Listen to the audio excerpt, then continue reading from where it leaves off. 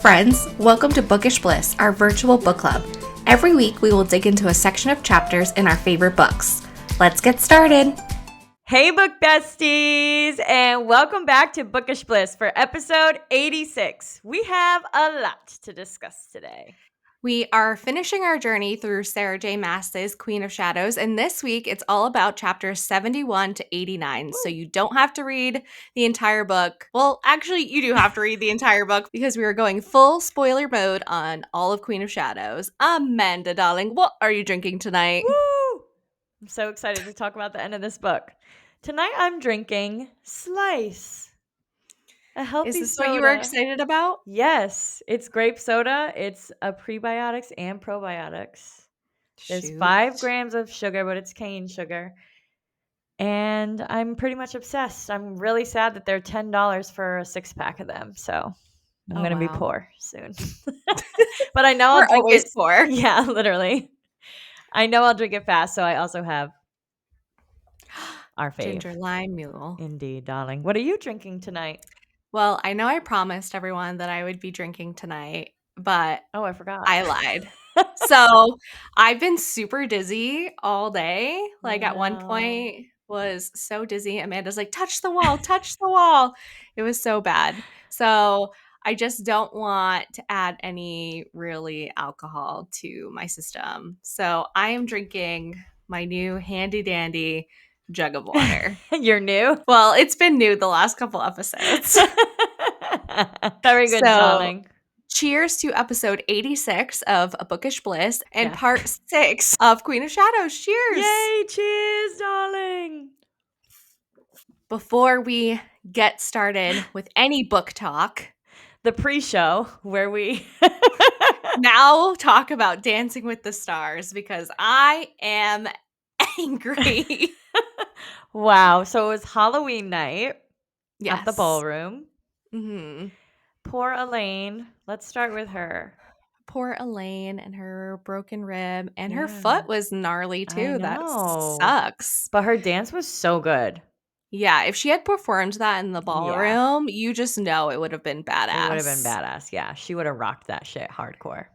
Yeah, so I didn't even like to see her or Alan standing up there alone for a bottom 3, especially when you knew she wasn't going home. And I know they wanted to play the, is she going to go home? Because she's I feel like that was the only reason. But that was awful to make Alan stand up there. They could have like put her with where they announced Andy being safe. Like, I don't know. That was so annoying. I hate Whitney and Mark. I hate them. Let's just go full for it. It's crazy because I love Mark Ballas. I have been a Mark Ballas stan for years. I was so excited to see him come back again in the ballroom.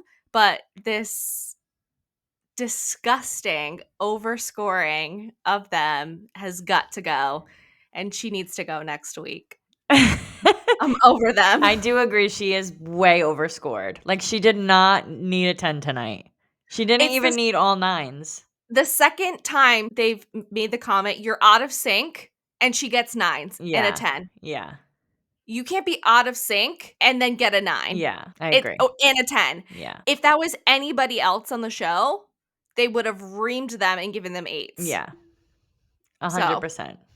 And then for them to win the Monster-thon, they were just doing the same little kickball change in the back forever. And you have Alex and Val doing some cool tricks. Yeah, backflips. Correct me if I'm wrong. I just didn't see it. My eyes were just like focused on Alex and Val. I feel like they were more eye-catching. They didn't do one trick. Yeah. And they win. It was bullshit. And how Alex didn't get 4 10s. Oh, Cheryl Burke better counter days too. We have rules in the tango. Fuck off, Cheryl Burke. Yeah, it's Halloween night. Let the girl be a zombie for 3 seconds. Like, relax. Yeah. It's a theme tonight. Yeah. Derek gave his first 10 of the season, and you give her a 9. And this is the second week in a row a guest judge has given Alex a lower score than she deserves, fucking up her score. Yep. And I've had it. I'm glad, though, that she still got number 1 for the night, even after she came in second with the Monster. So close. Because so close. It doesn't matter. She's at the top, baby. And now we know she can do it. I want her to win. Me too. I love her. I love Robert, but I think I want Alex and Val to win more. I love Robert too. If it's him, I won't be mad, though. Yeah, no, if Robert wins, I'll be fine. Or Yeah. even Dylan. I fucking love I Dylan love and Daniela. Dylan. He loves romantasy books. Are you fucking kidding me? Should Yes, we I invite don't him to be a guest on the podcast? Yes. I don't know what the character was supposed to be tonight. I couldn't figure it out, but I know that he is a big fan of Fourth Wing and ACOTAR, Yeah. so Well, he was a love that. vampire, so Yeah, but there was, like, a specific vampire because he was like, "Book talk. Do you know who I am?" or something, and I was like, "No, I don't know who you are, but I would love to know who this character is I because I will know. read it." I'm like, who's the vampire? I don't know. We don't read anything vampire-y. Yeah, someone was like, "Oh, Serpent in the Wings of Night," but the human isn't blind, and Rain Oh, doesn't have those scars on his face, so I don't know. I know someone that Maybe it was has those just supposed to scars, be but like he's not a vampire. maybe it wasn't like a specific character, just like the genre of Yeah. romantasy that they were going for, Yeah. but who knows? Maybe he'll say Either who it is way, during fuck yeah, press. Dylan Efron. You rock, bro. If Yes. you ever want to be on our podcast, please come on. Yes. Alright, what books did you read this week? Because I'll talk about Dancing with the Stars for another 2 hours, and we don't have time for that. Yeah, I know. What books did I read this week? Well, we finished Queen of Shadows, no We did. surprise. Yep. Then I read The Intruder. I don't know if I was reading it last week or not. I don't know. I can't remember. I'm literally brain dead. So if I did, sorry. Here's a repeat. The Intruder. It was fucking phenomenal. I loved it. Oh, I got a bookish account on Instagram. Bookish.80. Follow me. I almost forgot it for a She's second. she's breaking away from me because she hates me. Yeah, that's totally it. I'm just No, kidding. I think I'm gonna eventually delete my other Instagram, but I still want to be on for the podcast. Yeah, So, no. I'm just kidding. I also created one too, but I'm not ready with content like Amanda is. yeah, I did my first reel today, so go and like it. My best friend Christina's here tonight. She's gonna take some pics of me after this is done. Perfect, darling. I love Yes. that. She's like my stage manager over here tonight. Instead Making of sure Poppy, you it's don't fuck Christina. up. Yeah, she's like, "If you fuck up, you're done." She's like, we don't have time tonight. We're on a tight schedule. I think I was reading The Haunting of Payne's Hollow last time we spoke. I finished Mhm. that, loved it. I read Play Nice by Rachel Harrison, and I really liked it. But then I saw when I went to read Home Before Dark by Riley Sager that they have a pretty similar storyline. And Riley Sager's book came out first. So I was like, what the heck, Rachel Mm. Harrison? So now I want to read Home Before Dark. I don't know when I'm going to get to it because Halloween is literally This week. this week That's and why I have my Salem shirt on. I'm reading The Intruder. So Yes. I don't I'm know. We'll see also if we get to it. reading Vampires Never Die, which I think Yeah. I talked about last week a little bit, but I'm still reading it and I love it. So Yes.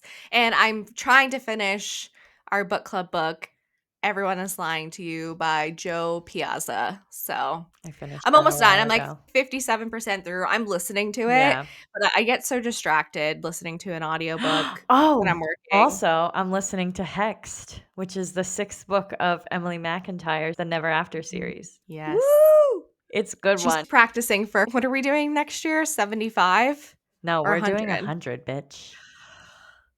Megan's stressed, but she won't let me do it alone. Me and She'll do it with Christina me. did that back-to-back years in 2021 and 2022. We did 100 books, and I will say it was a lot. It takes a lot of time, and I'm gonna have to really prioritize with the podcast because reading 100 books a year is a lot, and then also keep up with our book club books. So We got it'll be an this. interesting year for me. We got this, Megan. For me, it's like the amount of books I buy, I better get my ass reading. I can't have more books that I own that I don't read than I have read. So Yeah. we'll get there eventually. Yes. But, anyways, darling, Let's go. now let's get started with the good stuff and break down Queen of Shadows Part 6, baby. Let's fucking go. We start with me and end with me tonight. Yeah. You lucky bitch. We did it every other week besides the first week of who had more chapters, so Yeah, but it I started with me and it's ending with me. So it's been me more, bitch. You're more responsible than I am. Great. So I'm being punished for being Yes. good. Of course, that's Unbelievable. how it always works. That's very true. All right, darling. Chapter 71. In the sewers beneath the castle, Rowan and Adian were fiercely battling the word hounds, getting pushed further away from the hellfire fuse. Adian began to bleed, and the scent drew the word hounds to leap at him, making it impossible for them to reach the ignition point.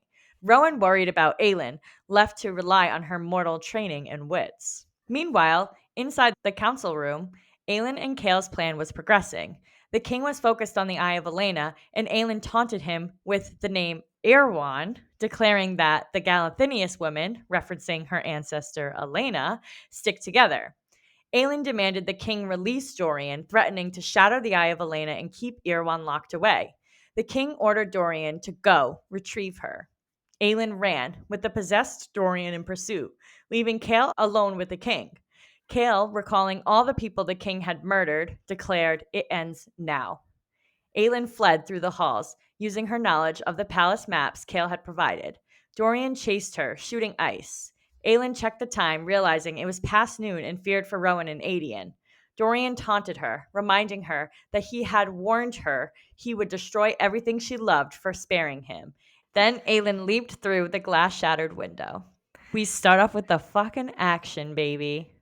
Oh my God. Yeah, it's so funny because I feel like these first chapters from like 71 to 80, it's kind of very end of bookish, Yeah, but I guess 80 through 89 is kind of like wrapping up some stories or like putting a nice bow and setting us up for the next set of books. exactly. But Yeah. all this action makes it seem like this is the end, I but it's really know. not. I know. We still have 13 pages of notes after this chapter.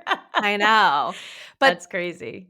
I do have a question Okay. because I don't know why I didn't think of this when I was reading, but when you were just reading your summary, when Aelin is taunting the king with the Eye of Elena, saying that she was going to smash it to keep Erewhon locked away, the king knows that Erewhon is already out, and by smashing the Eye of Elena would actually be beneficial to him and Errol, I feel like, because he wouldn't be able to Mm, be trapped. that's So I true.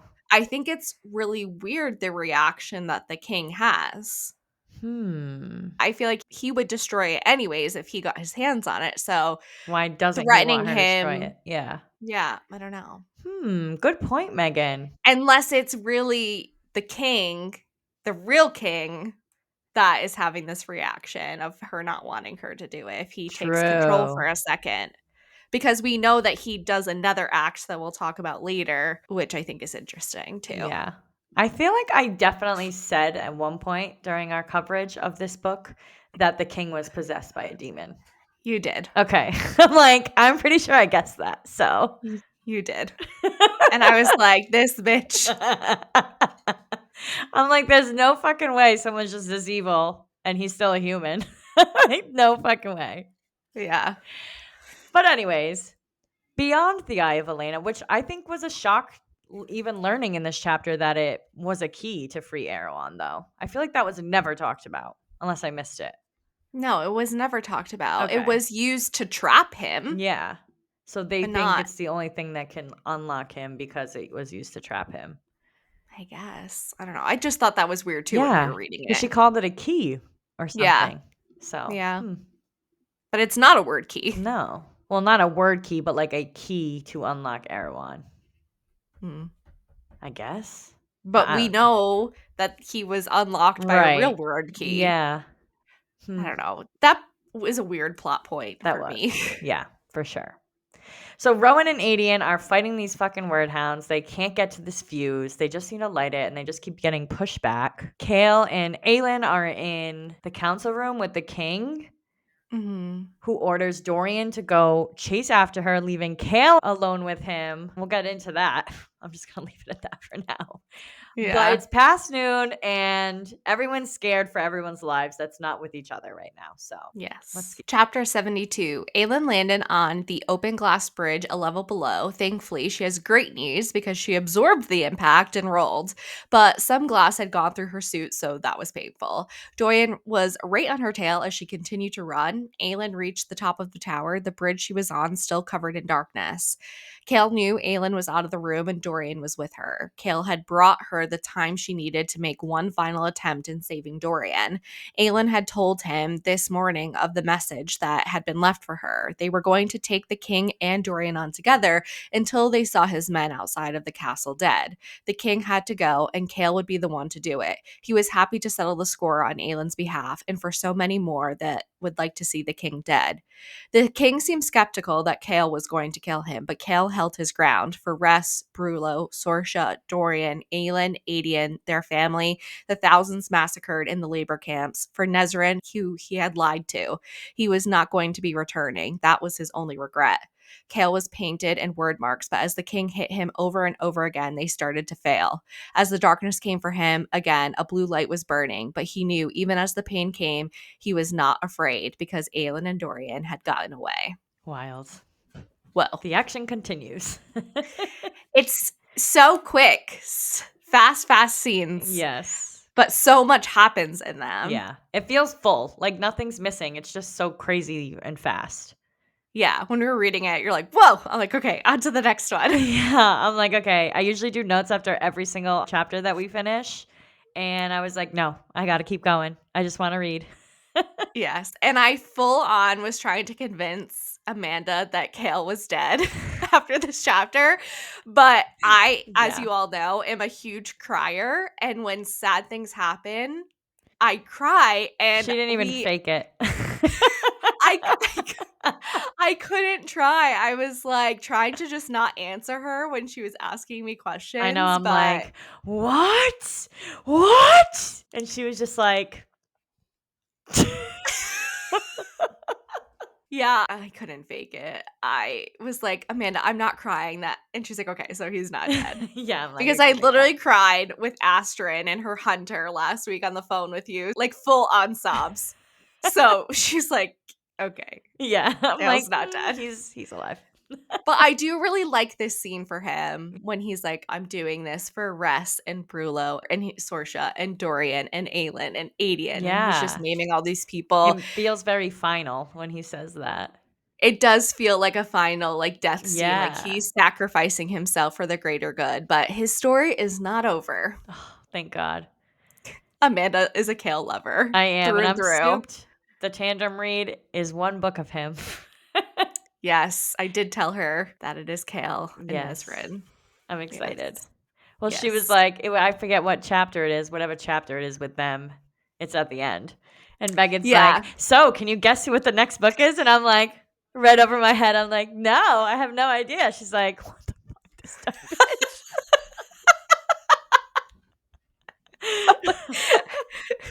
She's like, well, you read chapter 84. I think it was 84. And I'm like, oh, Nezrin and Kale. They're literally going to be in a different Duh. continent. So Crazy. funny. I can't. All right, and now for the shortest chapter ever. So I'm glad you have more chapters than me. Here's her 2 sentences. 3, sorry. 4. I lied. Megan can count. Okay. Yeah. Chapter 73. It was going to kill her. He wanted it to. He got close to the woman and saw a ring shining on her finger. He could smell the immortal, mighty blood in her veins. She said, Dorian, but he did not know that name, and he was going to kill her. I get What a all the Dorian pointless chapters. fucking chapter. Yeah. I mean, I get that we got to hear from Dorian, but I feel like this one was like, okay, We do you're hear not going from to kill her. Dorian in like one of these other chapters. It's like he's a part of it. So, No, I know. I'm just saying, like, I know we got to get a little bit of what's going on with him in these scenes. Like but I he's feel like chasing Aelin, he's got to have a little say. I guess, but every other like paragraph is a different POV in these chapters, and he gets like A 5 whole fucking chapter. sentences in a Yeah. Yeah, chapter. it could have been a page break. Annoyed. Well, bitch, we know you ain't going to kill her. So, but he does notice the ring in this chapter. So I feel like that's the most important part. Yeah. I'm done. Chapter 74. Aelin needed more time while the bridge was still covered in shadow and the sun was still moving slowly towards them. She pleaded with Dorian to remember who he was, but he was still set on killing her. The clock tower was still standing, but the king had not yet come for her either. Aelin used Kale to try and get Dorian to remember, but it did nothing to deter Dorian from trying to reach Aelin, him threatening to put a collar on her. Dorian iced over the door handle for Aelin's escape, so Aelin tried Sorcia's name, but even that still didn't work. Aelin reminded Dorian that she came back for him, but he still plunged a knife into her side. Rowan and Adian were still down in the tunnels battling the Wordhounds. They had killed 4 of them, but 3 were still remaining. They wouldn't be able to survive much longer, but they had to get the clock tower down. The Wordhounds leaped as one, driving Rowan and Adian apart. One bit Rowan's leg and bone snapped and crushed in, but Lorcan arrived just in time to take down the rest of the Wordhounds. Adian made it to the fuse finally and lit it. All 3 of them started moving as quickly as they could away from the explosion that was about to happen. Rowan felt when Aelin was stabbed, but Lorcan made him keep moving. There was not going to be enough time for them to escape the tunnel before the blast, so Lorcan shoved them into an alcove. But even though they survived the blast, they now had 100 of Valg soldiers and commanders waiting for them. Uh-oh. Manon and Astrid were flying back to Marath when Magic was freed. Manon tipped her head back and roared. Also excited that Magic was back was Kaltane. She could feel the loosing of a great beast inside of her that purred at her shadow fire. Oh, shit. And back to Aelin and Dorian. She is still trying to get Dorian to remember who he is. The clock tower now has exploded, and she felt Magic return. Aelin tells Dorian that they get to come back. They get to come back from this loss, from the darkness. They get to come back, and she came back for him. Aelin magically heals herself, and Dorian realizes that Aelin had slipped Aethriel's golden ring onto his finger and told him to fight. Dorian was screaming for Aelin to take off the ring, and they both started throwing their power at each other. Okay, so I just want to bring up a point here that Manon and Kaltane's paragraphs were just as long as Dorian's separate chapter of chapter 73. What? I was literally thinking the same thing. That's so funny. We had 4 POVs in just this one chapter. We had Aelin, then bounced to Rowan, then went to Manon for 2.5 seconds, you know then why? Kaltane for 0.0 seconds, and then back to Aelin. Sarah J. Maas just knew I was going to do odds one day and decided to give you the hard chapter. Yeah. So Magic is free. Yay. The clock tower is finally down. Yes. What is not good is Adian is bleeding really bad. He's super pale. He's not in a good place. Mm-hmm. And Rowan has a broken leg, basically, from the Wordhound chomping on him. Yeah, and also he could feel the stab. Do you think he could actually feel the stab, or it just hurt him to know that she was hurt? It made it seem like he knew she was stabbed, and she also knew when he was hurt. Yeah, interesting. Sounds like a little mate shit going on. Interessante. Karana, mates. What else can they fucking be? They can speak in their minds to each other. Yeah. And now they can feel each other's pain. Whoa. Let's contemplate that some more.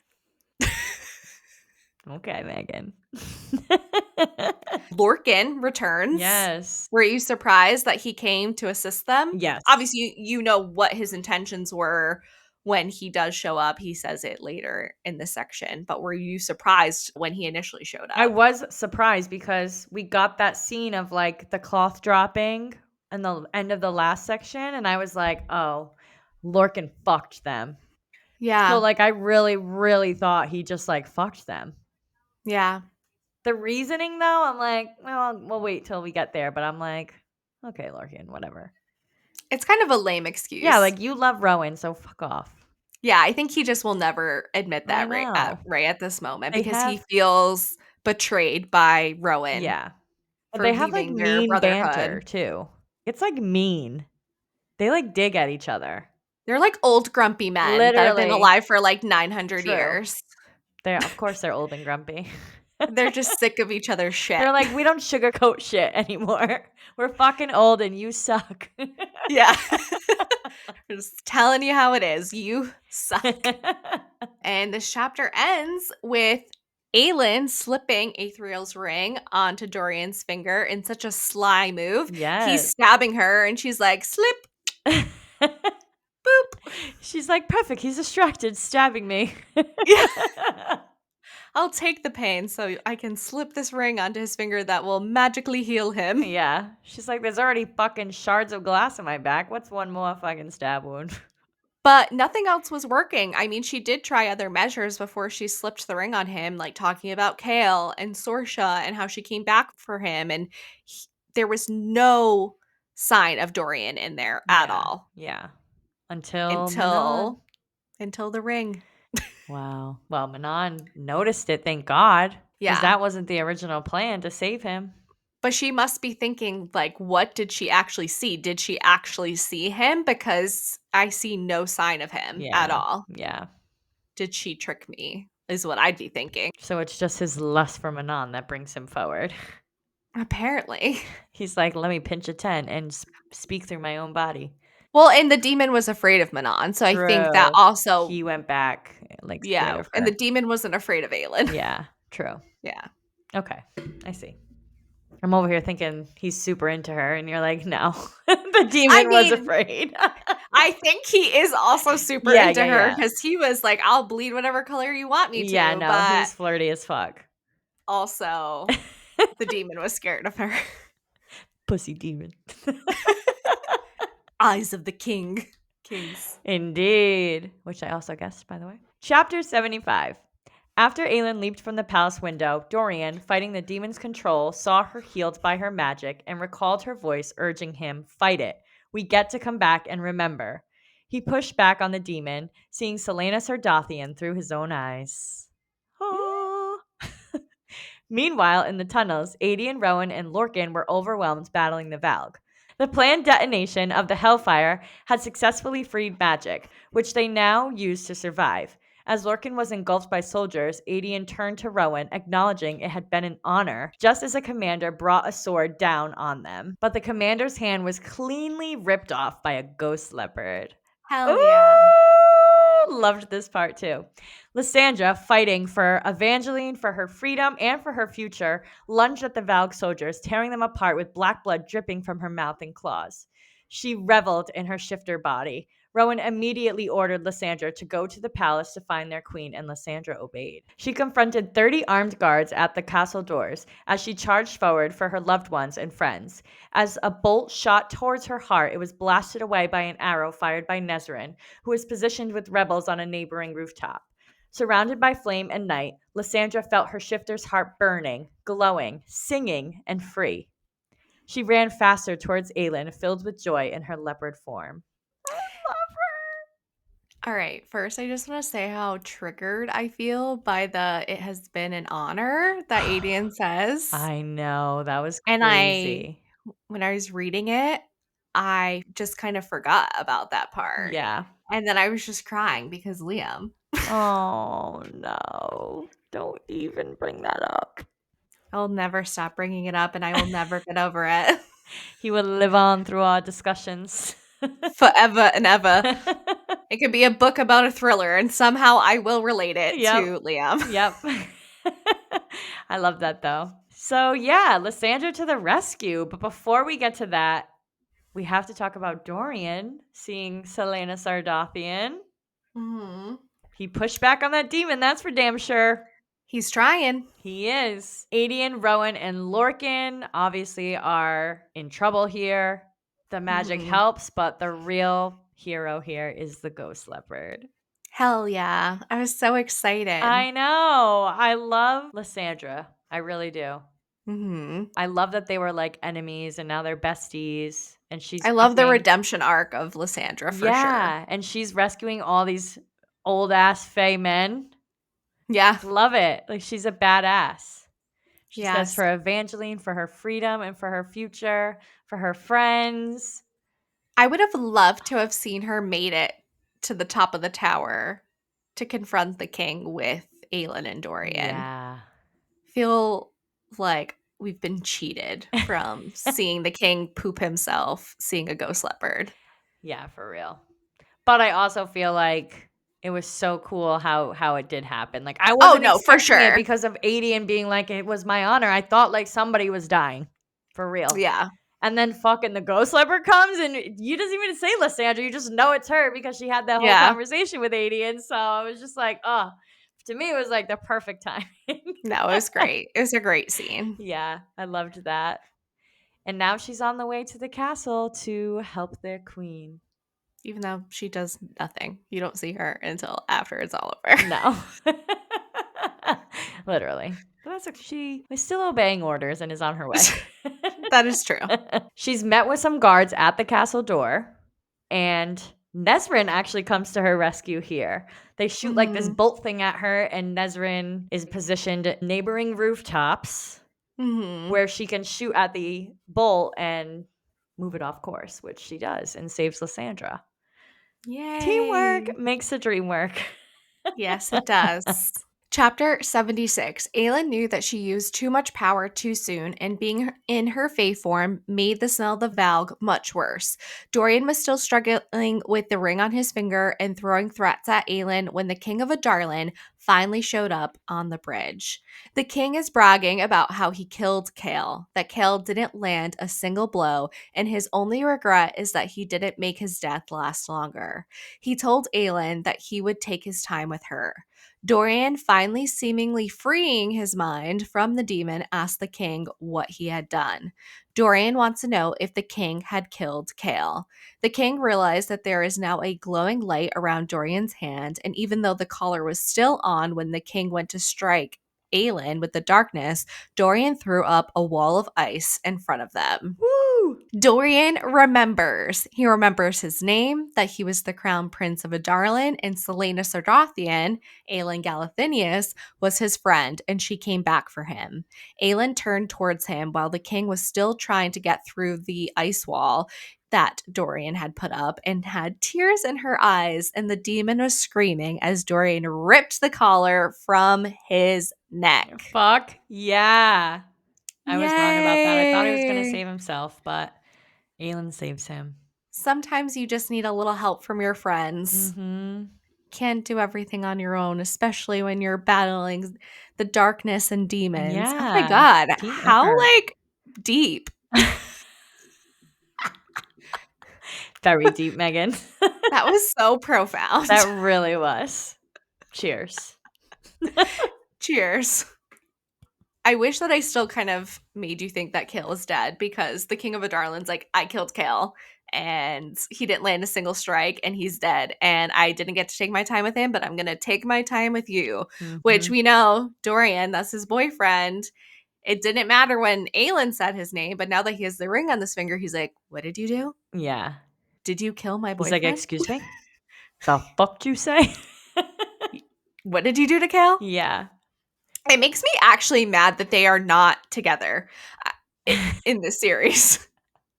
I Don't know. you just want them together? I feel like it is a little romance between them. Not gonna lie. It's not just bromancy. It's full on romance Yeah. vibes. Yeah.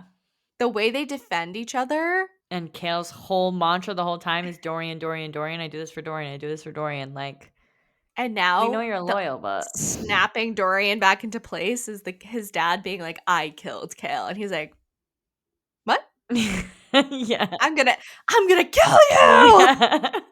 Hey, whatever works at this point. I'm just glad he got that stupid collar off him. Yes, thank goodness. So Almost took a whole book, literally. literally the end of last book to chapter 76, Dorian has the collar around his neck. Yep. But it's off now and he remembers who he is. Woo! Hi, Yay. Dorian. Welcome back. Thank God. Thank God. I love Dorian. I always have. That's the whole reason why I thought Aelin and him end up together. I think that is why you thought that Aelin and Dorian end up together, because I love Dorian so much and Yeah, I you always tricked me. talk I'm just kidding. more highly of Dorian than I do of Kale. And so Yeah. that's probably why you thought. I did think that, but that's okay. I know the truth now. You've come to see the light. I have come to see the light. Chapter 77. The wordstone collar around Dorian's neck broke in half. Aelin immediately ran to him, but the king's power surged toward them. Aelin responded by throwing up a wall of fire, and the king vowed that neither of them would leave alive. Joining hands, their magic intertwined. They began to glow like newborn gods, feeling infinite power. The king claimed them and turned into pure darkness. A wall of this darkness knocked them back, but they could not be contained. They joined hands and erupted with their combined power. In the Mm. tunnels below, Rowan blinked at the sunlight behind Adian. Lorcan had returned, and more soldiers were pouring in. Lorcan reported that Lyssandra's escape route was now blocked. Rowan quickly healed his leg as best he could, then shifted into his hawk form, flying through a hole in the ceiling. He saw light exploding from the castle, confirming that Aelin was alive. Rowan rounded the corner of the castle and was left speechless by the sight.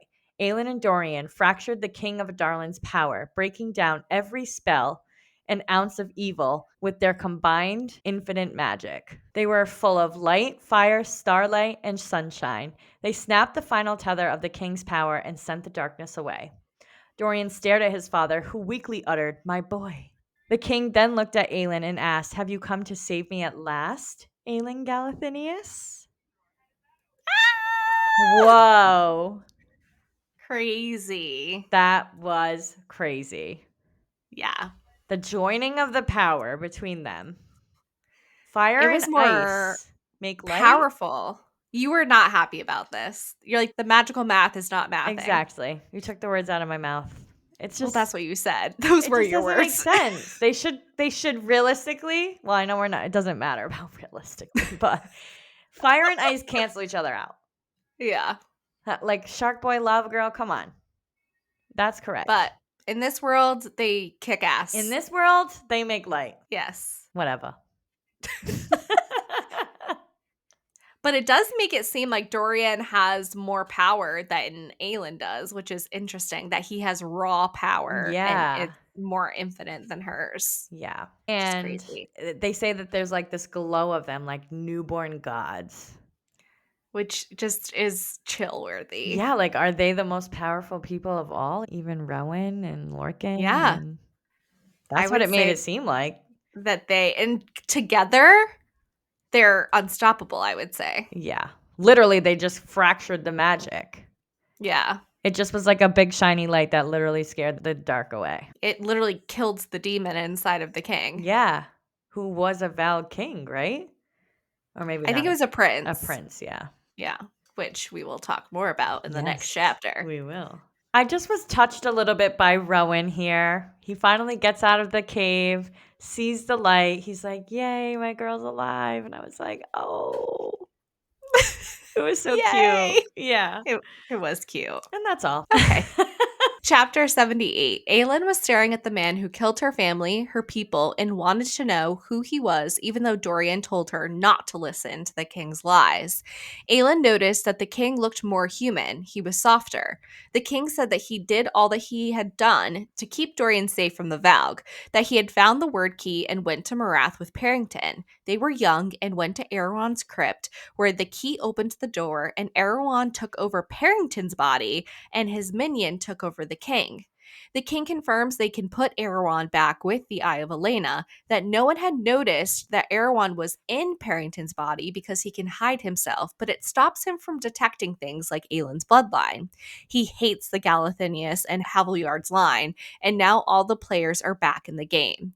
The king says that he tried to stop all the killing. That's why he built the towers to stop magic to protect Dorian and, in theory, all magic users. The king had used all of his strength from preventing the demon knowing why the towers were built, and so he had no control to stop anything else that happened. Using his blood in the spell made Dorian immune to his spell. The king also tells Aelin that he came to her family home that time to have Aelin burn the demon out of him, but Aelin's mother had knocked Aelin unconscious before Aelin could kill the king and the demon inside of him. The demon Mm. then wanted her whole line dead after that so that no fire could cleanse him from the king. He still wanted Aelin to kill him, though. He was looking really bad. With the demon gone, the king was dying. They had been tied so close together for so long. The king advises that Kale is alive. He didn't kill him, but he is badly injured. Dorian called his father a liar and stepped towards him. Aelin tried to stop Dorian because they needed to learn more, but Dorian used his magic and roared, and the glass castle shattered. Wild. Mind blown. The king is actually a victim in all of Yeah. this, though it was due to his Stupidity. stupidity as a Yeah. young man when Yeah. he found the word key. I'm sure Parrington was like, "Oh my god, let's go see if those rumors are true and Erewhon is in this crypt." And they take the key there. It does in fact unlock the crypt and Erewhon is in fact inside, and it's all over from there basically. Yeah. And it was only the day that Dorian was born that the king fought back some control and put the plans of the towers in place to put the spell and stop magic from being used. And So the the prince demon was and already inside him when he built the towers. yes, and he just got control for a short period of time when he saw his son and knew that he needed to protect him because there was so much magic and power inside of Dorian. Yeah. And then he used the rest of his strength to keep the knowledge of the towers from Erewhon and the Valg Prince inside of him because they just thought they had, dishonored the gods and that's why magic had gone. Because if Erewhon knew that the reason magic was gone was because of these towers, I'm He would have sure he knocked would him have had down. them knocked them down. He just Yeah. thought that they were towers. Yeah, well, because then it would have been easier for them to find magic wielders and build his stupid army. Yes, exactly. Yeah. And then just knowing that he got so close to killing himself with Aelin, and then her mom is the reason why it kind of all plays out how it does with the rest of the story because she knocks Aelin unconscious, Mhm. stopping her from killing the king and the demon inside of him. And then the demon's like, hell no, that thing was about to kill me. I'm killing this entire line so that fire can never cleanse me from any human again. Yeah. That's wild. Cuz there is a scene. I don't remember what book it is, but is it this It's book? no, it's Air Fire, I Okay, yeah. believe. So it was the last book where she's young and he comes and he's like a dick to her and I'm like, Mhm. "Oh, it makes so much sense. Like he was trying to get her to kill him." Yeah, he was poking at her, poking at her, Yeah. poking at her, and For her to basically made erupt. her erupt. Yeah. Yeah, Wow. crazy. Crazy. But Dorian's like, "Don't listen to him. He's a liar," and roars, and the glass castle shatters, just ultimately killing the king. And Aelin's like, "No, like we needed more information before you did that." I mean, the king was going to die anyways Yeah. because his body wasn't surviving without the Val demon inside him Right, right. anymore. Yeah. But she's like, "We need more information." She's like, "You idiot." Yeah, too late. He's dead. Too late. Very dead. Very dead. R.I.P. the king.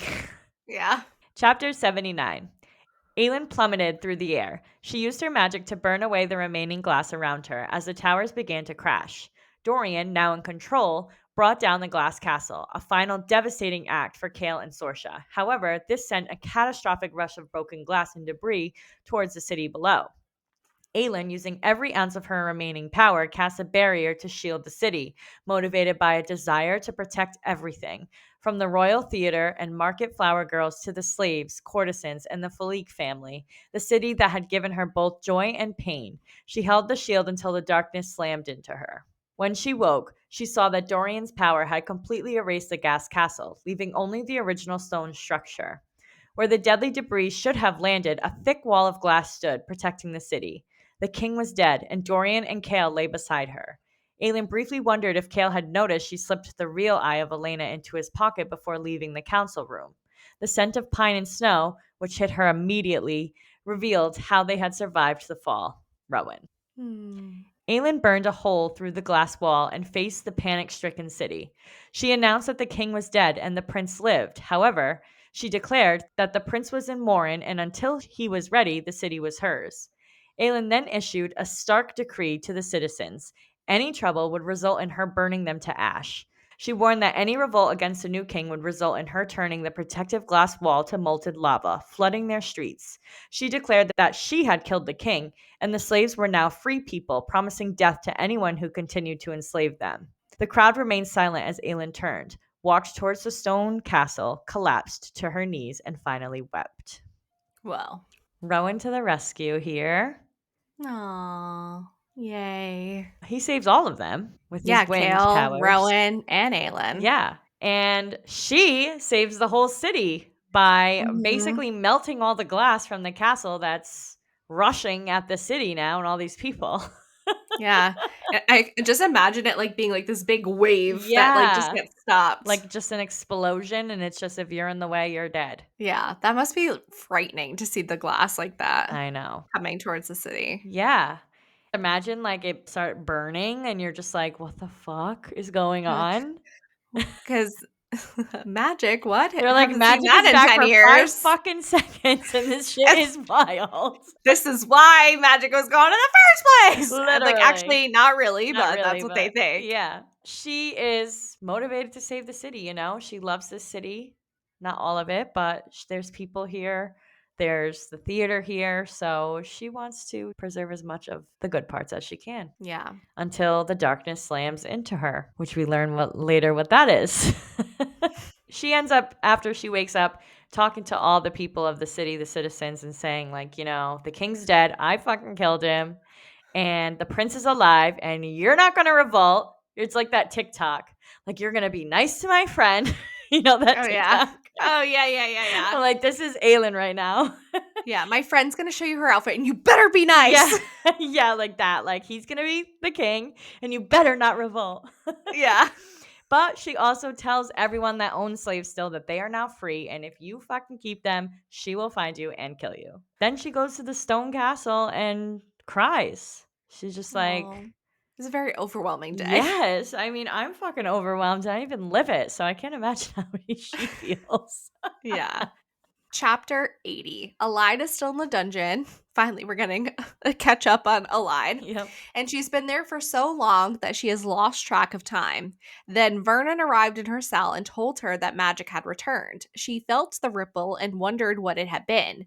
Alide wants to be set free. He has Pernath, but the Duke is too curious what Alide would be capable of with the witch blood and the magic in their bloodline. Vernon was going to be giving her to a Valg prince. The prince was in Cormac's body. Vernon said he was doing all of this because he can. Manon was exhausted and ready to sleep, but she realized that Alide's scent was faint, as if she hadn't been in her room for quite some time. Manon didn't see a struggle, but she did remember Caltaine saying that they wanted kings. Manon took off looking for Alide. She checked the kitchens, the laundry, but one of the laundresses came running after her to tell her that Alide was in the dungeons, that she didn't know what they were going to do with her, but it couldn't be good. Manon ran to the 13. Time for a plan.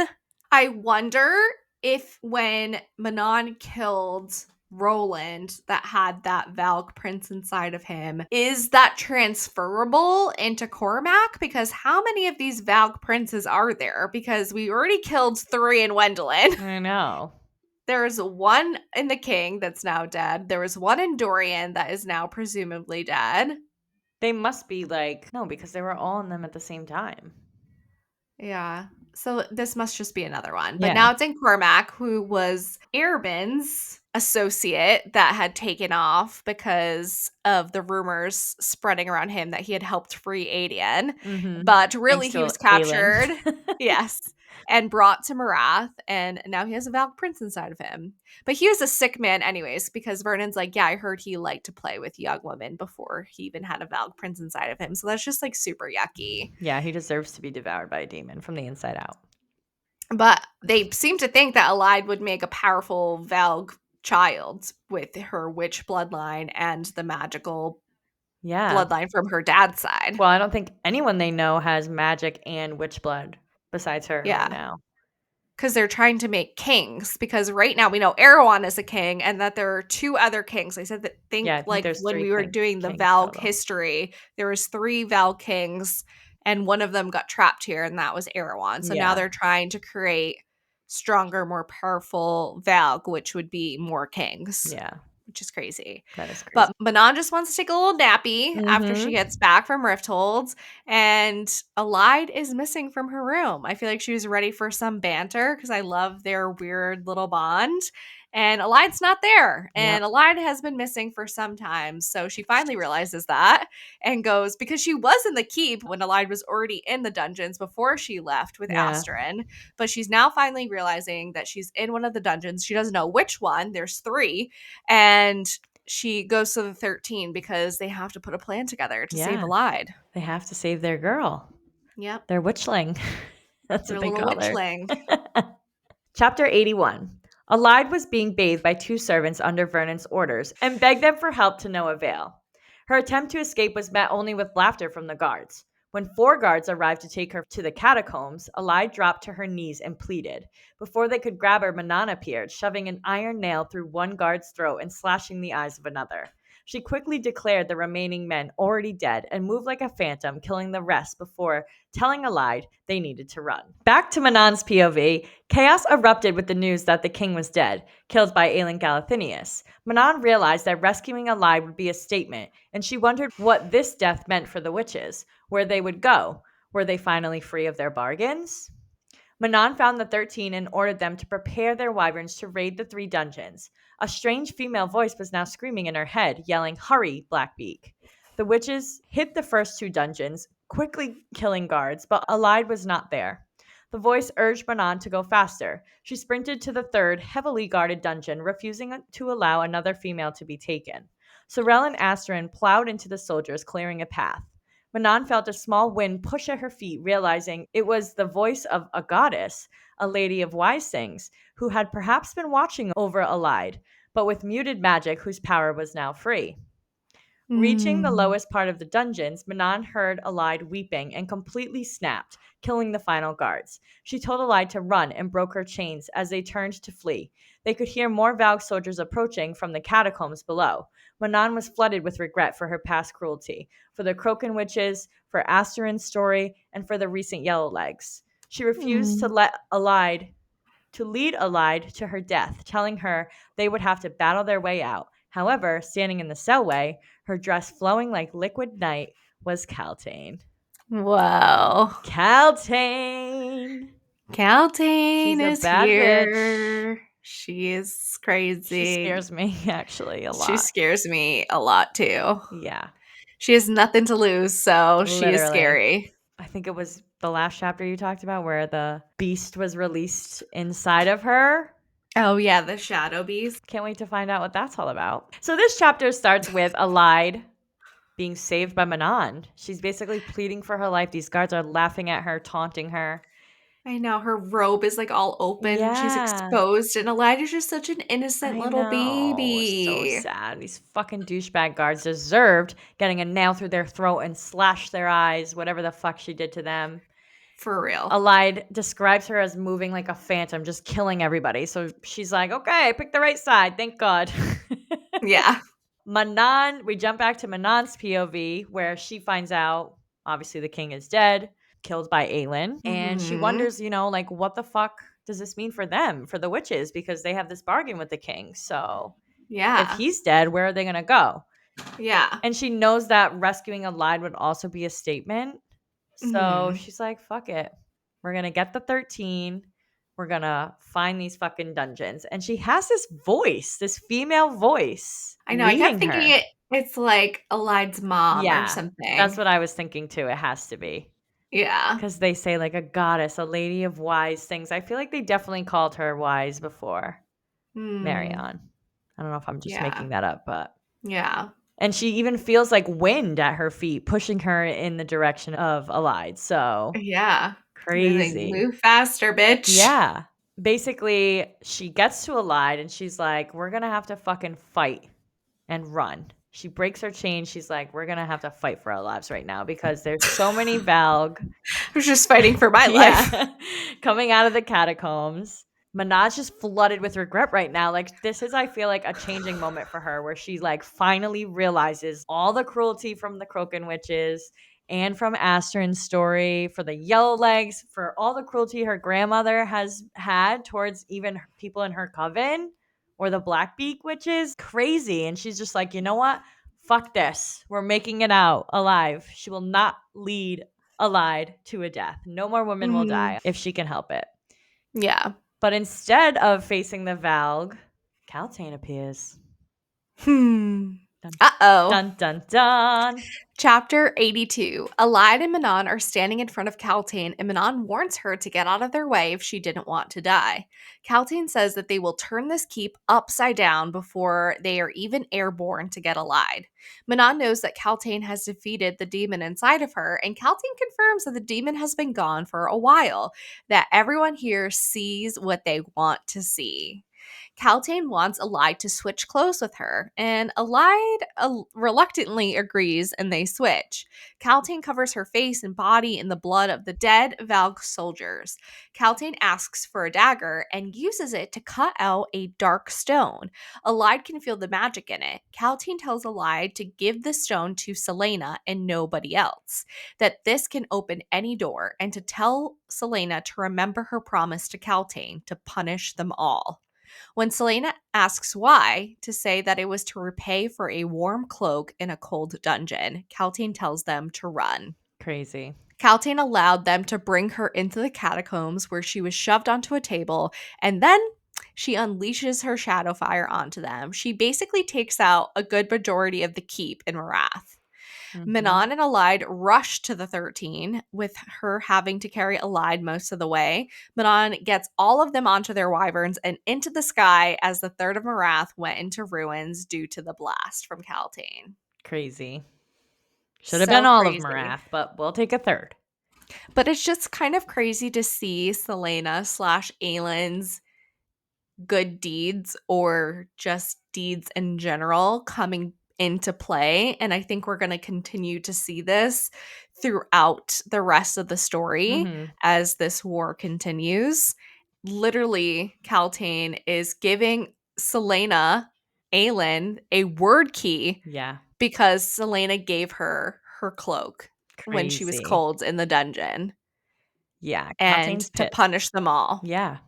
Yeah, She's like, "You better she's tell her to done. keep her promise." So she basically uses her fire to explode a third of the keep, killing as many of them as she can, killing the Iron Teeth witches that were stuck in the catacombs, a Mhm. lot of the Valg that were down there being created or experimented on.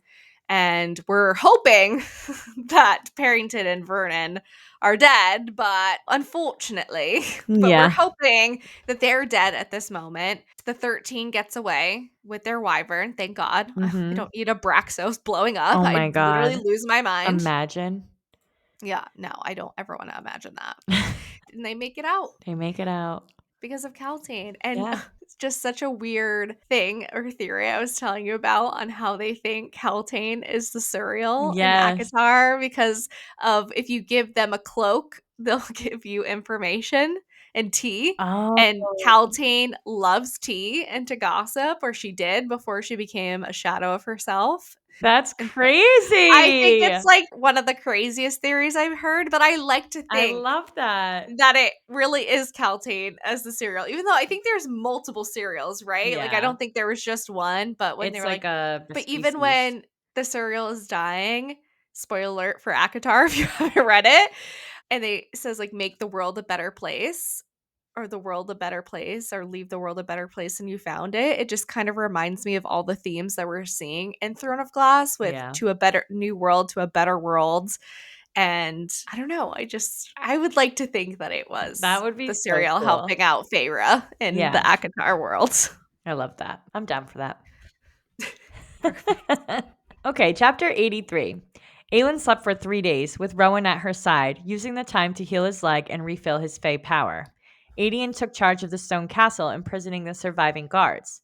Kale had also survived the fall, likely thanks to the eye of Elena that Aelin had slipped into his pocket. 3 days prior, Rowan had carried the unconscious Aelin into the castle after the battle, and when Rowan brought her to her room, he encountered Lorcan and a shifting Lysandra.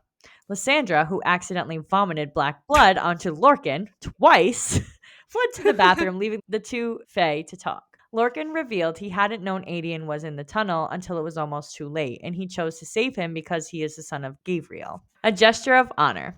Lorcan delivered a warning that it's not over, not even close, before disappearing. Uh-oh, what does he Great. know?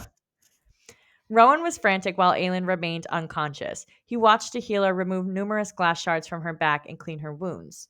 Rowan had gifted Aedion a dagger forged by Dorinel's best, which Aedion now wore constantly. Rowan reflected that the city would heal, and the scheming devils on the king's staff were all gone. He worried about Dorian's immense raw power and the tremendous risk Aelin took in blending her magic with his. He knew he needed to train it. Rowan was glaring at Aelin when he suddenly found her glaring back, awake. Aelin's first words were a witty complaint about saving the world only to wake up to him being pissy. He defended himself, saying it was a team effort and citing her recklessness, but her only concern was for Dorian and Kale. Rowan confirmed they were both alive and recovering.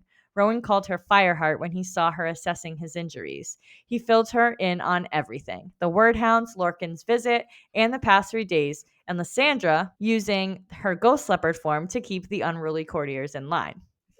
After Rowan carried her to the bathroom, Rowan wanted Aelin to promise not to do that to him too again, referring to the near-death experience. It killed them both to be unable to go to each other, and they vowed to save the world together next time. Rowan admitted Aelin made him want to live and wondered if he had been searching for her for centuries as he wandered the world. They passionately kissed. Aedion, who had intended to tell Rowan about a letter he received from the Bane, walked in on the kiss and had the door slammed in his face. Lysandra wanted to find that for herself one day. Aelin realized Lorcan had been the one to knock her unconscious during the final power clash, taking the Wordstone ring from Dorian, but leaving with a fake amulet of Orinth. Though Aelin initiated more intimacy, Rowan insisted they wait until they were both fully healed so she could keep up with him. Pushing down the handles on the neighboring room, Aelin said, "Hello, Dorian." Wow. Lots to unpack here. First of all, Aelin's asleep for 3 days. Rowan's going nuts. Yeah. Aedion has taken charge of the stone castle, basically imprisoning anybody that served the king that's still alive. Not many people. And Kale had also survived the fall. They're thinking it's because of the Eye of Elena in his pocket, which I agree with. I think he totally would Yes. have died otherwise. For sure. Yeah. Lorcan tells Rowan that he hadn't known Aedion was in the tunnel until it was too late, which is the reason why he goes back to help them. Which I think is bullshit because, of course, Aedion was going to be there. Yeah. He probably meant for them to, I don't know, die and then felt guilty. I feel like he cares about Rowan. Yeah, for sure. And this is just a stupid excuse. He came to help fight when it would go against Maeve with the rest of the cadre. Yeah, exactly. So, but he does leave us with a little warning that concerns me. It's not over, not even close, he says. It's definitely far from over. Definitely far from over. Well, we know we have to battle Erewhon at some point, or Parrington, whatever. We still have Parrington / Erewhon to deal with, and we still have Maeve lurking. We haven't seen we her still at have all this Maeve. book. Yeah. Something's up with Maeve for sure. We get rid of one villain, we got two more.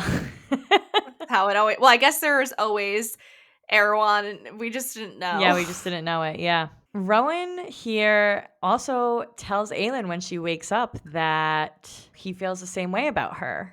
They have this little talk like they're going to save the world together next time because they can't bear to be apart again like that, worrying about the other. They passionately kiss. Yes. Which I love that Aedion sees this and gets the door slammed in his face. Which Lysandra's crying. Lysandra's like, I want this one day for me. And I think that's totally foreshadowing for her and Aedion one day. But we'll leave it at that for now because I'm going to go into my predictions for final thoughts. But yes, Aedion being involved in this and Lysandra, I'm like, okay.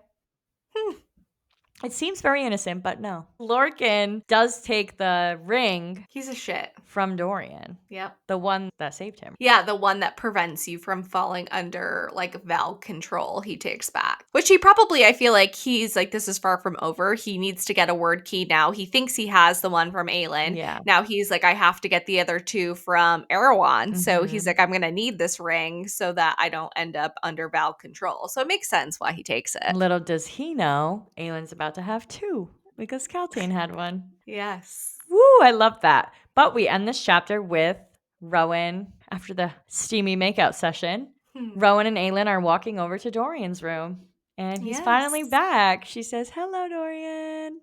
Hi, We Dorian. missed How's it you." going? How y'all doing? Not good? Okay. Chapter 84. Dorian woke up alone, but he was free of the demon. Kale was still asleep and recovering from his injuries. A few hours later, he wanted to go survey the damage he had caused when Aelin was in his room. Dorian said that Aelin's men had put him in here, so he wasn't sure if he was allowed to leave. Aelin tells him that he is the king and this is his castle and he can do whatever he wants.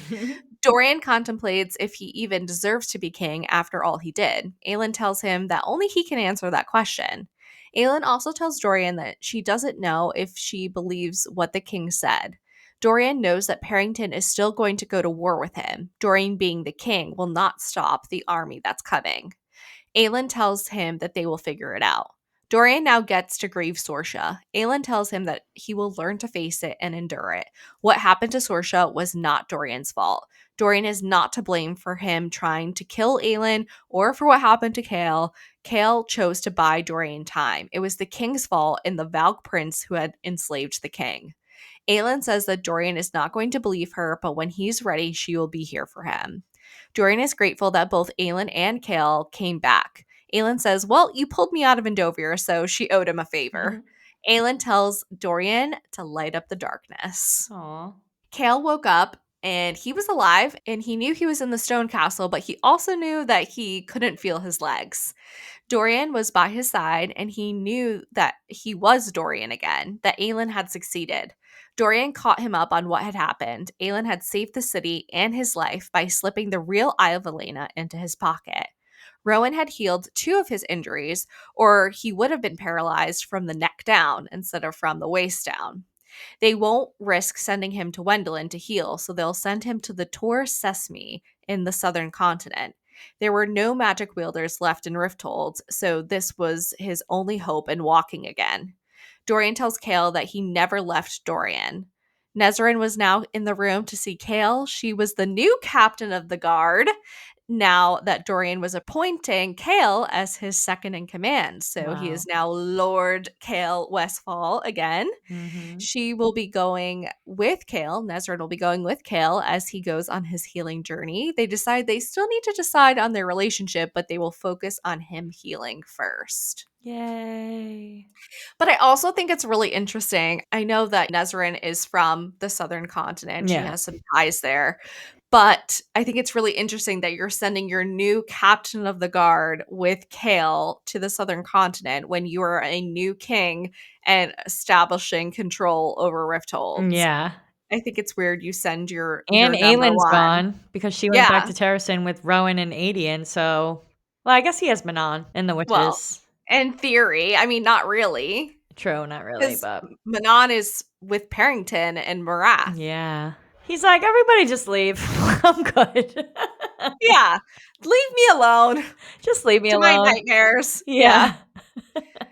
Dorian has, as you can see when he's talking to Aelin, has a long way to go in his emotional recovery. Yeah. Physically, he's fine, but his emotional healing journey is going to take quite some time for everything that he went through.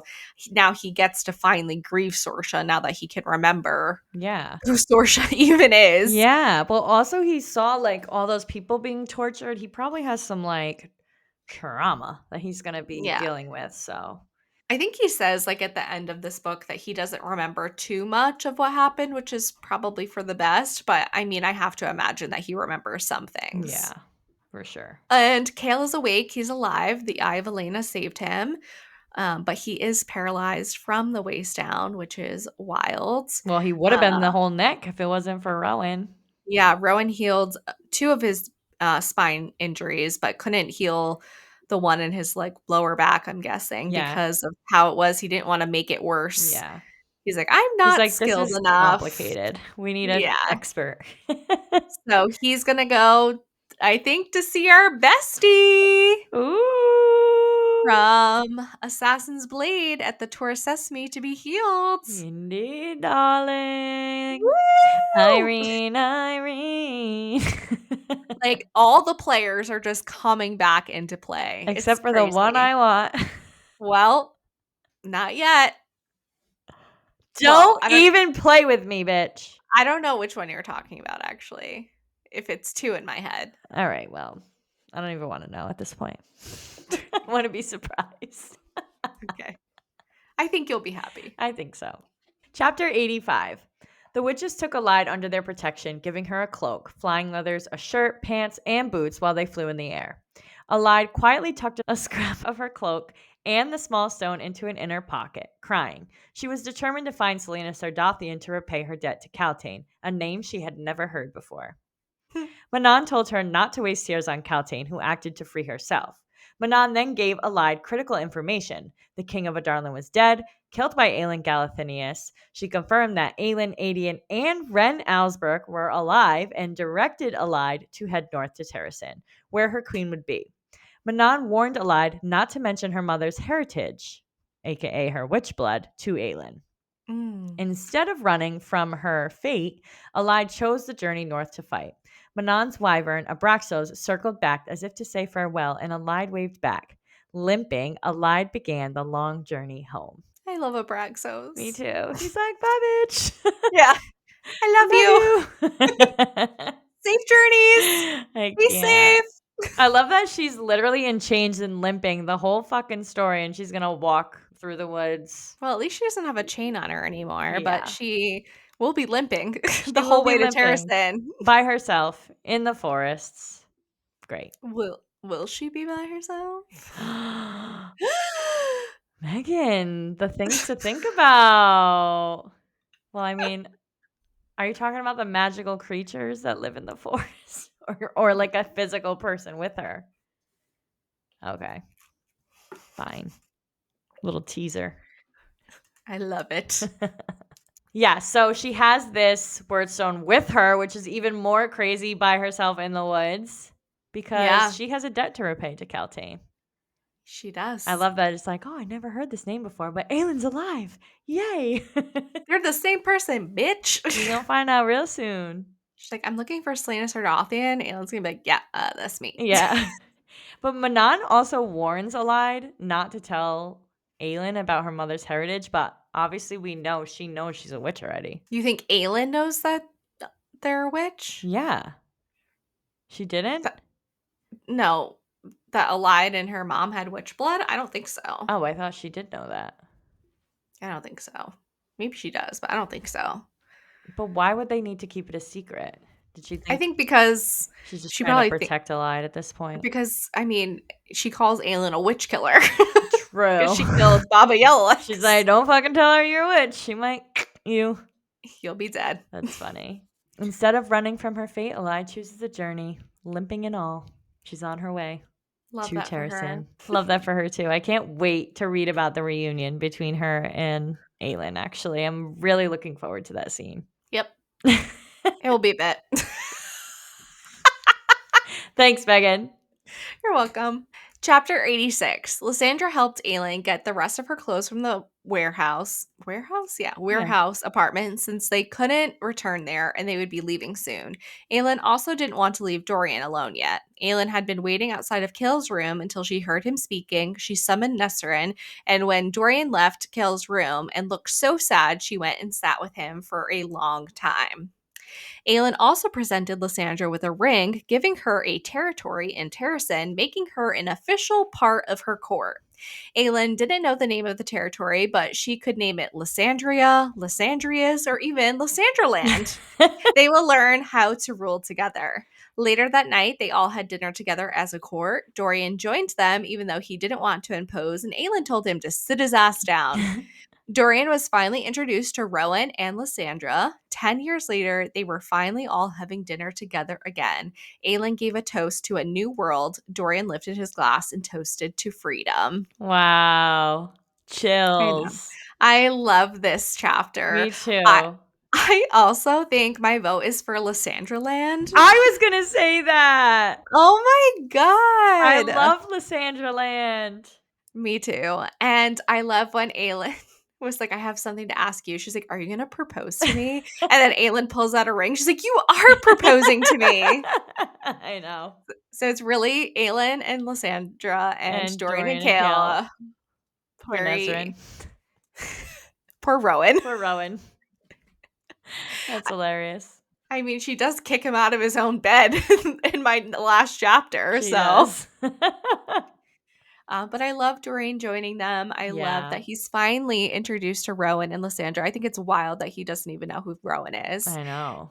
And yeah, I love this toast to a new world and freedom. I love this for Yay. all of And to them. Lysandra being part of the court officially. Lysandra Land, here we Here we come. go. First class tickets. Yes, I'll be there. All right, chapter 87.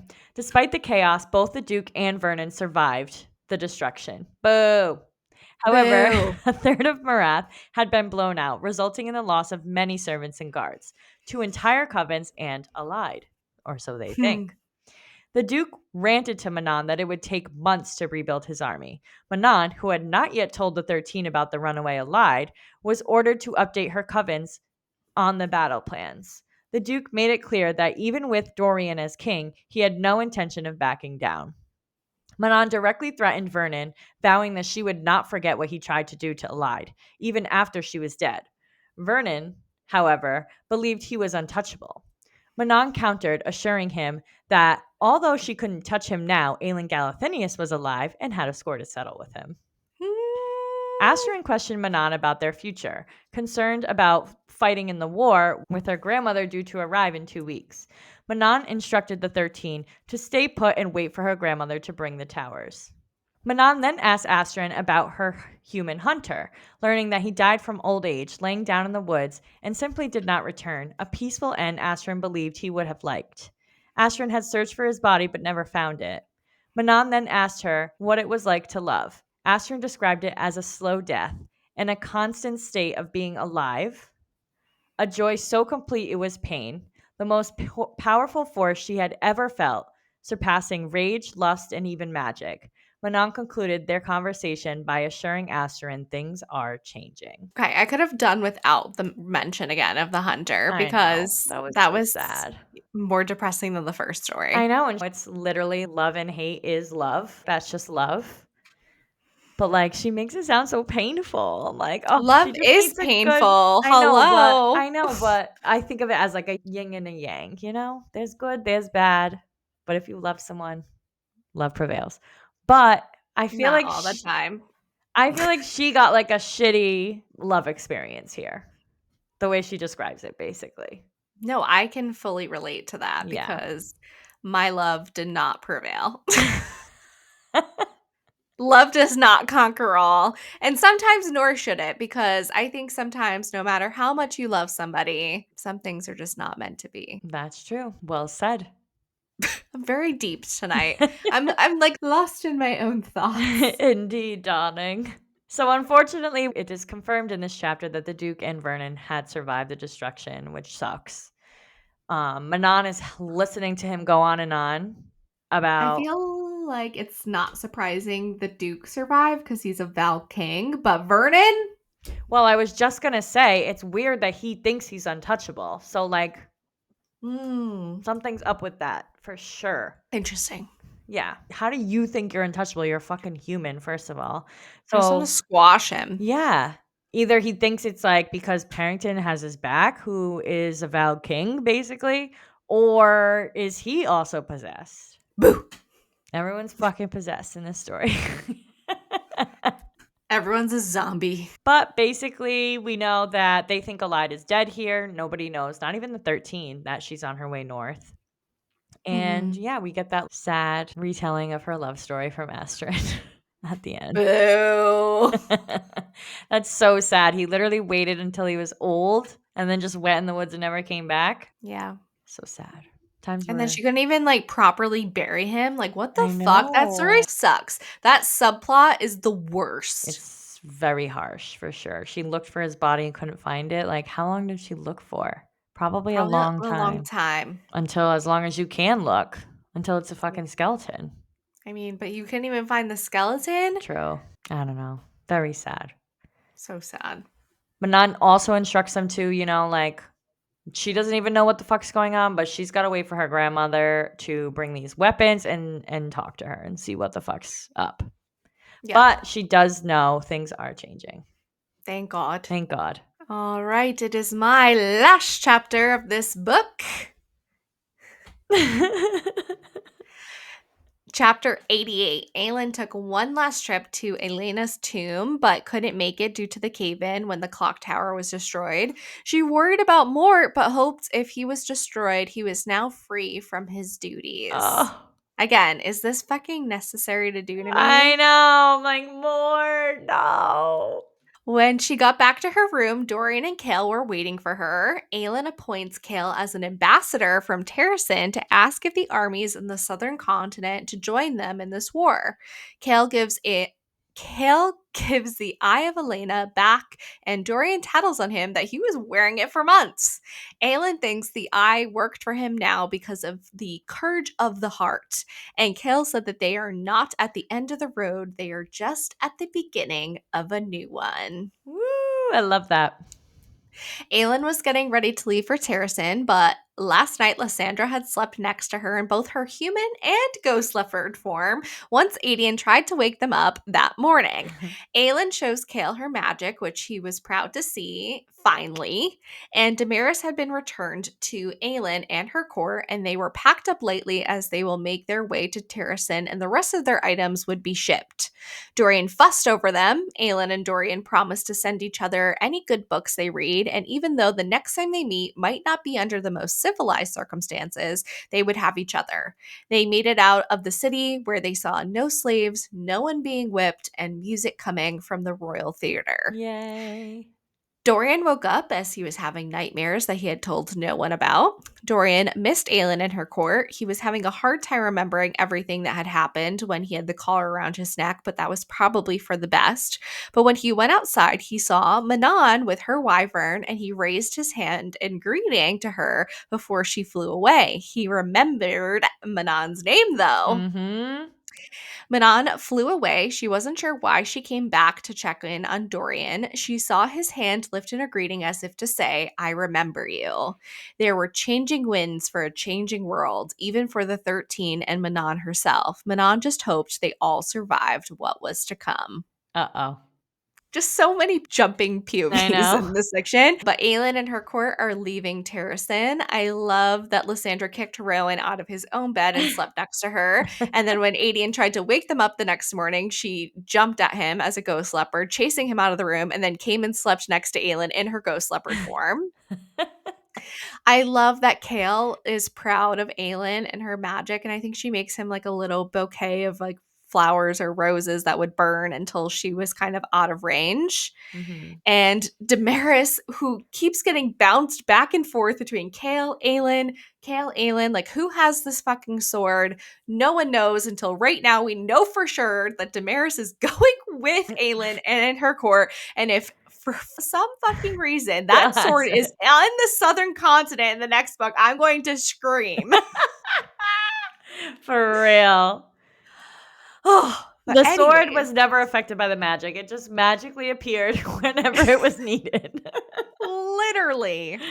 Hmm. But as they're leaving the city, things just seem kind of normal. Yeah. Rifthold is going with the flow. The There's no slaves are screams. done, no screams, no whips, Yep. and the Royal Theater is music is coming from there again, which just Yay. heals my I heart. know. That was definitely like a, ah. Like, Yes. we can breathe again. Like, Rifthold is going to be okay. Before the next couple books just stab us in the heart.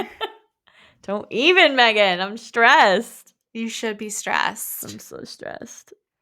But Dorian's having nightmares. He Mm-hmm. is having trouble, he says, remembering what happened. But you know what he doesn't have trouble remembering? Manon's Manon name? Blackbeak. That's right, baby. And she's there checking in on him, which I find very interesting. She's like, I Mm-hmm. don't know why I'm doing this, but here I am staring at the King of Adarlan in his bedroom. That sounds a little matey to me, if you ask me. It sounds like there's definitely a connection. Yeah. And yeah, Manon gives us with some great parting words that there are changing winds for changing worlds, and she's changing, the 13's changing, and she just hopes that, They survive. fingers crossed, everyone survives. All right, Megan. I'm scared. This is the last chapter of Queen of Shadows, and of the episode. Whoa. Crazy. After this chapter, we will officially be done with book 5. I'm just gonna let that sink in. That's so crazy, That's honestly. I crazy. feel like we just started the series, honestly, but it's been months. Yeah. It's been months. Since the start of the year, has it been? No, because we did Onyx Storm in Oh, yes, in February, or well, really March, because it came out in February, end of February. No, it came out the end of January. You're right. So it was February, probably some of March. I think we started like March, April. So almost the whole year. It's crazy. Crazy. But here we go. Let's wrap it up, baby. Chapter 89. For 3 grueling weeks, Aelin and her companions rode straight north, strategically avoiding main roads and villages to keep her return a secret. Aelin's newly freed magic helped mask the presence of the word keys and the Eye of Elena that she now wore around her neck. She suspected Lorcan would head to Marath, seeking the second and third word keys, and she hoped he would defy the odds and succeed. During the journey, Lysandra used the time to test her shape-shifting abilities, flying alongside Rowan, running with Fleetfoot as a dog, or pouncing on Adian as a ghost leopard. Though the journey was physically taxing, it was the happiest 3 weeks of Aelin's life, marred only by her desperate longing for privacy and a night alone with Rowan. Okay, that's definitely coming in the next book. Finally, they reached the top of a hill. Adian proudly told Aelin, "Welcome home." The air was filled with the familiar scent of pine and snow, the same scent that clung to Rowan, who admitted he felt like he had been searching for this place his entire life. Aelin stepped beyond the border stone into Terrasen and was finally home. Chills. Like, I literally just got full body chills. He's fucking from Terrasen? I don't know if he's from Terrasen, but he has to be. He smells like Terrasen. He said he's been looking for this place his whole life. I just think he's meant to be there, not that he's from there. Crazy. He's meant to be there for sure. Mates. But he had a mate. I know, he did, where he thought he did. Oh. But do you have some thoughts that you might share with us next week on that? Indeed, I do. I already have a fucking list. I am prepared for final thoughts, baby. I'm going to have to, I don't know if I want to look at your list so I can prepare my face so I don't give anything away. Don't do it. You're going to have to practice your acting all week. Actually, in 2 days, because we're doing yeah. Or, interesting. That's interesting. Anyways, I'll just go like this. Predictions next week are going to be fire. You won't want to miss it. But that's all we have for you today. Please let us know what you think by leaving us a review and comments on any of the platforms you are listening/watching on, or on our social media pages. This helps tremendously to get the word out and lead more listeners to find our show and tune in. And come join our book club Discord. You can find the link in our bios on Insta and TikTok. And this month we are reading The Veiled Kingdom by Holly Renee. We love chatting with you guys, so don't be shy. Don't forget to email, follow, subscribe, rate us 5 stars, and tell all your friends about us. And we hope the rest of your day is blissful. Bye! Thank you so much for listening. Join us next week for part 7 of Queen of Shadows by Sarah J. Maas, discussing our final thoughts. Happy reading!